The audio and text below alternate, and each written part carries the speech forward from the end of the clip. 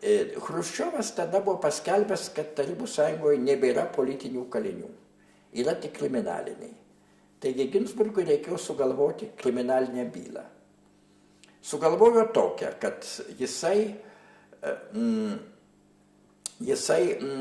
laikė egzaminą už vieną savo draugą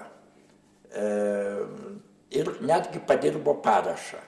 Tai jau buvo kriminalinis nusikaltimas, žinoma, labai menkas, vaidino, kad tai ne jis, o kažkas kitas, kadangi jis geriau nusimanė to egzamino medžiagoje, o draugas nieko nemokėjo, jis norėjo tą draugą išgelbėti, kad draugas gautų patenkinamą pažymį.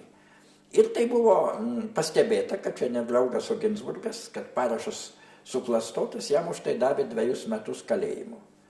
Nu ir Ginzburgas atsėdėjo tos 2 metus, o paskui jau buvo, kaip sakoma, disidentas. Ilgus metus buvo labai žinomas veikėjas, politinis veikėjas, pasisakęs aiškiai prieš valdžią. Vėl kelis kartus sėdėjo kalėjime, pagaliau pateko į emigraciją į Paryžių.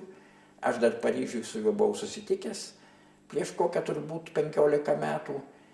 Ir jis mirė Paryžiui, palyginti ne taip seniai mirė ir čia turbūt Paryžiui ir palaidotas. Turėjau Paryžiui ir butą netoli Bastilijos aikštės, aš ten pasilankydavausi, bet tai jau daug vėlesni laikai.